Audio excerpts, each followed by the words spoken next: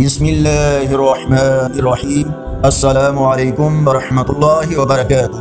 On line Quran 93 channel پر خوش آمدید۔ آج کی ویڈیو میں آج کے کیلنڈر کے ساتھ چند اللہ اور اس کے رسول صلی اللہ علیہ وآلہ وسلم کے فرامین، لیکن آگے بڑھنے سے پہلے نیکی کی دعوت کا حصہ بنیں۔ صدقہ جاریہ کی نیت سے اس چینل کو لائک، سبسکرائب اور شیئر کریں۔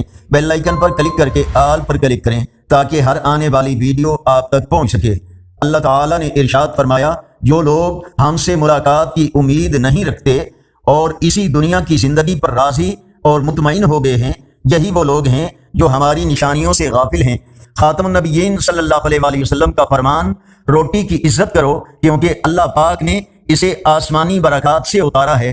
رسول اللہ صلی اللہ علیہ وآلہ وسلم نے ارشاد فرمایا، جو شخص مسجد میں صبح و شام بار بار حاضری دیتا ہے، اللہ تعالیٰ جنت میں اس کی مہمانی کا سامان کرے گا، اور صبح و شام جب بھی وہ مسجد میں جائے، اللہ تعالیٰ نے رسول خدا صلی اللہ علیہ وآلہ وسلم سے فرمایا، اے محمد صلی اللہ علیہ وآلہ وسلم، بیٹیوں کے والد سے کہو کہ وہ اپنی بیٹیوں کی وجہ سے دل تنگ نہ کریں، میں نے ہی ان کو پیدا کیا ہے اور میں ہی ان کی روزی کا انتظام کروں گا۔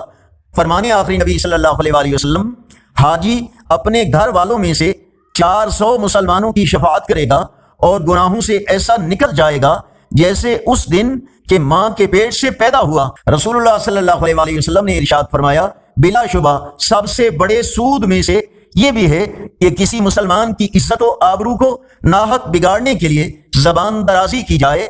رسول اللہ صلی اللہ علیہ وآلہ وسلم نے فرمایا، دنیا کے سارے دنوں کے مقابلے میں عشرہ ذی الحجہ کے 10 دن سب سے افضل ہیں۔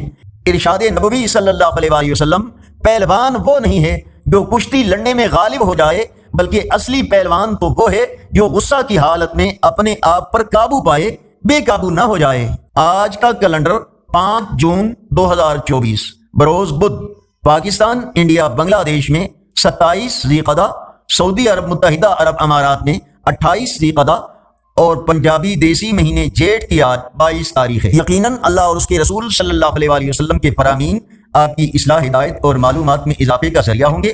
صدقہ جاریہ کی نیت سے اس نیکی کی دعوت کا حصہ بنیں۔ اس چینل کو لائکس اور شیئر کریں۔ کومنٹ میں مزید بہتری کے لیے اپنی رائے کا اظہار کریں۔ السلام علیکم ورحمۃ اللہ وبرکاتہ۔